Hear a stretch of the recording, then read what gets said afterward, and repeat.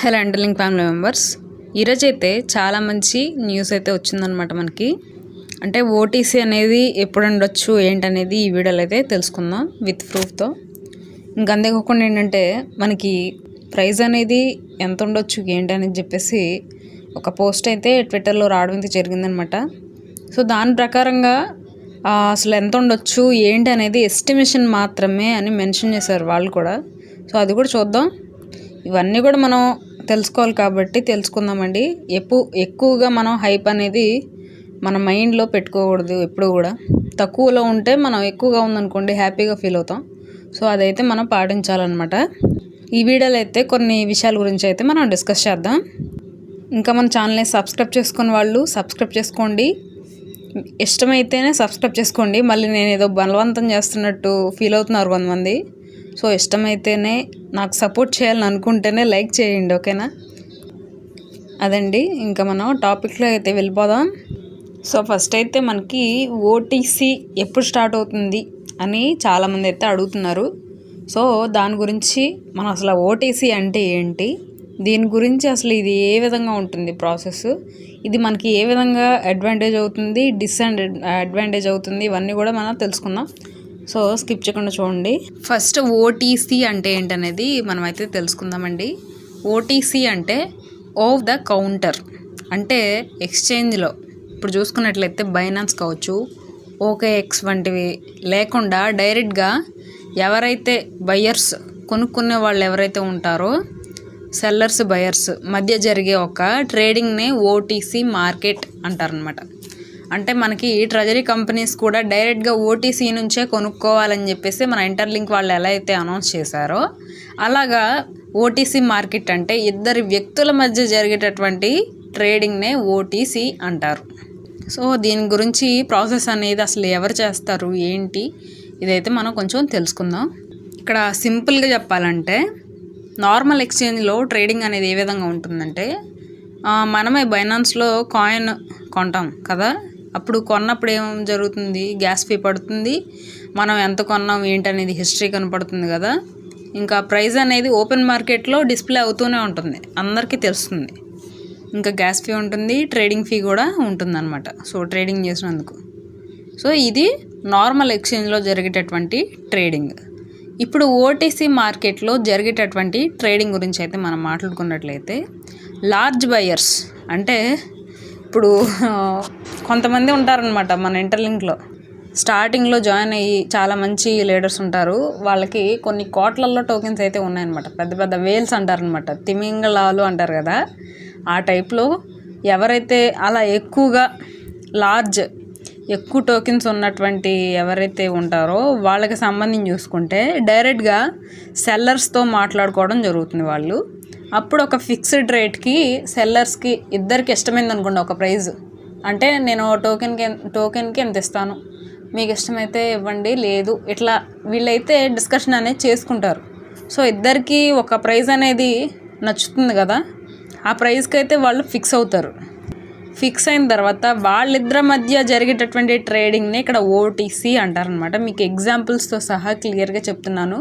చాలామంది ల్యాగ్ అయిపోతుందని అనుకుంటున్నారండి. ఇక్కడ లాజిక్గా కాదు, ఎగ్జాంపుల్స్తో సహా చెప్తేనే క్లారిటీగా అర్థమవుతుంది. ఇదైతే గమనించండి. సో ఫిక్స్డ్ ప్రైస్ అనేది ఫైనల్గా ఒక ప్రైస్కి అయితే వీళ్ళు అనుకొని ఎక్స్చేంజ్లో కాకుండా వీళ్ళిద్దరి మధ్యలో జరిగే ట్రేడింగ్ని ఓటీసీ అంటారు. సో ఇదేంటంటే మనకి ఎక్స్చేంజ్లో కనిపించదు, హిస్టరీ కూడా ఉండదు. ఇంకా గ్యాస్ ఫీ ఏదైతే ఉంటాయో గ్యాస్ ఫీ కావచ్చు, ట్రేడింగ్ ఫీ కావచ్చు, ఇది కూడా జరగవు అనమాట, ఇవేమీ ఉండవు. అదనమాట. అంటే మన ఆన్లైన్ ఆఫ్లైన్లో ఎంత తేడా ఉంటుంది అనేది సింపుల్గా చెప్పాలంటే ఆ టైప్ అనమాట. సో ఇంటర్లింక్లో ఓటీసీ అనేది ఎందుకు యూజ్ అవుతుంది అనేది ఇక్కడ చూసుకున్నట్లయితే ప్రైస్ అనేది స్టేబుల్గా ఉండటానికి ఓటీసీని యూజ్ చేస్తున్నారనమాట. ఈ ఓటీసీ అంటే ఏంటంటే లిస్టింగ్కి ముందు టెస్ట్ నెట్ అంటారు కదా, దానికి సంబంధించింది అనమాట. ప్రైవేట్ మెయిన్ నెట్ అని కూడా అనుకోవచ్చు. మెయిన్ నెట్ అంటే ఏంటంటే లిస్టింగ్ పబ్లిక్గా అందరూ ఎక్స్చేంజ్లో కొనుక్కునే దాన్ని లిస్టింగ్ అంటారు, కొనుక్కోవడం అమ్ముకోవడం. కానీ ఈ ప్రైవేట్ మెయిన్ నెట్ ఏంటంటే ఓన్లీ ఓటీసీలో మాత్రమే అవైలబుల్గా ఉండేటటువంటి ఒక ప్రాసెస్. దీనివల్ల యూజెస్ ఏంటంటే ప్రైస్ అనేది ఒకేసారి పడిపోకుండా ఉండడానికి యూజ్ అవుతుంది, స్టేబుల్గా ఉండడానికి యూజ్ అవుతుంది అని అయితే చెప్తున్నారు. ఇంకంతేకాకుండా ఏంటంటే పెద్ద పెద్ద కంపెనీస్ ఏవైతే ఉంటాయో సేఫ్గా టోకెన్స్ని కొనడానికి చాలా బాగా యూజ్ అవుతుంది. అదే మన ఎక్స్చేంజ్లో కొనాలంటే ఒక ప్రాసెస్ ఉంటాయి అన్నమాట. అందరూ ఎక్కువ కొనాలని అక్కడ రూల్ అయితే వాళ్ళు ఎక్స్చేంజ్లో పెట్టరనమాట. మన లిస్టింగ్ అయిన తర్వాత మనకు కూడా ఒక లిమిట్ అనేది పెడతారండి.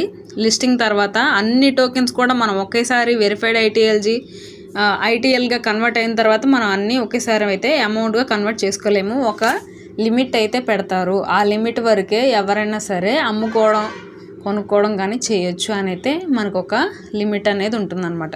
ఇప్పుడు ఈ ఓటీసీ అనేది మంచిదా కాదా అని చూసుకున్నట్లయితే అడ్వాంటేజెస్ ఏంటంటే ఇక్కడ ఎక్కువగా బై చేయొచ్చు.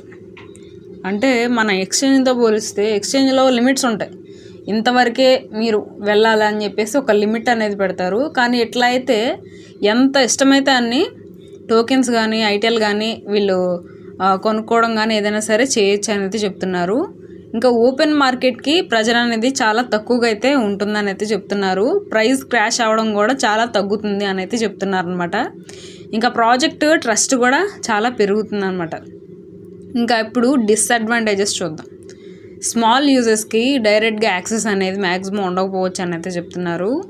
మోస్ట్లీ ఇన్స్టిట్యూషన్స్, ట్రెజరీ కంపెనీస్, ఇలా పెద్ద పెద్ద కంపెనీస్ ఏవైతే ఉంటాయో వాళ్ళు లార్జ్ అమౌంట్ ఆఫ్ ఏవైతే ఉందో ఇప్పుడు ఇంటర్లింక్కి సంబంధించి వాటిని బై చేయడానికి ఓటీసీ చాలా బాగా యూజ్ అవుతుందని అయితే చెప్తున్నారు. ఒకవేళ మనం కూడా ఓటీసీ ద్వారా కొన్ని బై చేయాలి అనుకుందాం, మనం ఎంతెంత పెట్టుబడి పెట్టాలి ఏంటనేది కూడా ఇక్కడ చూసుకున్నట్లయితే ఎక్కువ అమౌంట్లోనే మనం పెట్టాల్సి ఉంటుంది. ఒక $50,000 అలాగా ట్రెజరీ కంపెనీస్ ఎక్కువ ఇన్వెస్ట్ చేస్తాయి. సో మనమైతే తక్కువ పెట్టి అట్లాగా బై చేయడం అయితే మ్యాక్సిమం కుదరదని అయితే చెప్తున్నారు. సో ఎవరైతే ఎక్కువ టోకెన్స్ కలిగి ఉంటారో వాళ్ళకి యూజ్ అవుతుంది, ఇన్స్టిట్యూషన్స్కి యూజ్ అవుతుంది, కంపెనీస్కి చాలా బాగా యూజ్ అవుతుంది ఈ ఓటీసీ అనేది.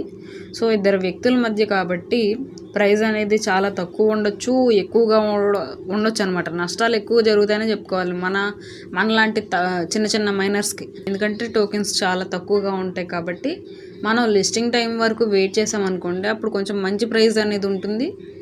అప్పుడు మనం అక్కడ లిమిట్ పెడతారు కాబట్టి ఆ లిమిట్ ప్రకారంగా మనకి అమౌంట్ కూడా రావడం అయితే జరుగుతుంది అనమాట. సో ఇప్పుడు చూసుకున్నట్లయితే స్మాల్ బయర్స్ ఎవరైతే ఉంటారో వీళ్ళు కొనొచ్చా అమ్మొచ్చా ఓటీసీలో చూసుకుంటే, ఇక్కడ నార్మల్ ఎక్స్చేంజ్లో ఏంటంటే మనకి ఆల్రెడీ లిస్టింగ్ అవుతుంది కాబట్టి అయిన తర్వాత మన బైనాన్స్లో కానీ ఇట్లా CoinDCX ఇట్లా ఉంటాయి కదా, వీటిల్లో మీరు కావాలనుకుంటే బై అండ్ సెల్ చేసుకోవచ్చు.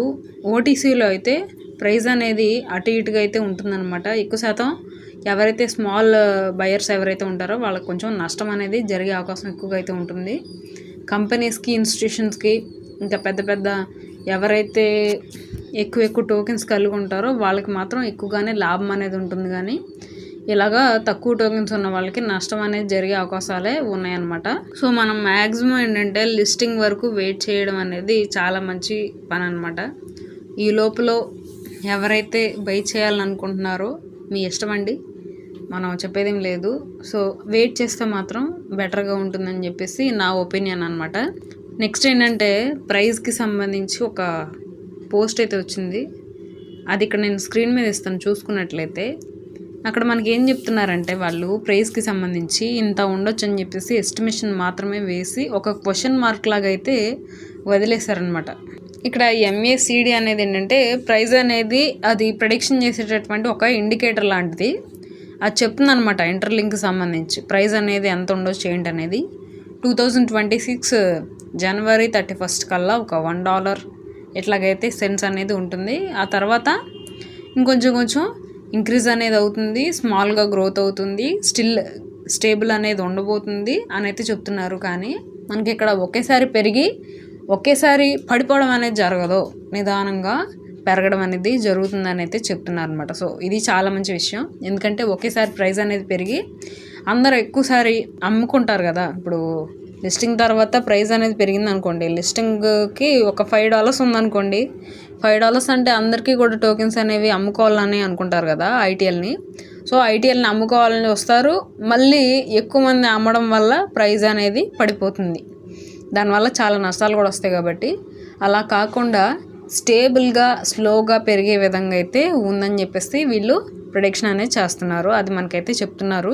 ఎందుకు ఇలాగా స్లోగా పెరుగుతుంది అని చూసుకున్నట్లయితే, కంట్రోల్లో ఉంది అని చూసుకున్నట్లయితే, మనకి ఇంకా ఓటీసీ మార్కెట్ రాలేదు. ట్రెజరీ కంపెనీకి సంబంధించి వాళ్ళు ఏవైతే టోకెన్స్ ఉంటాయో అవి బై చేయడం కూడా జరగలేదు. వెరిఫికేషన్ ఐటీఎల్జీ వెరిఫికేషన్ కూడా అవ్వలేదు. సో ఇవన్నీ కూడా జరగాలి మనకి.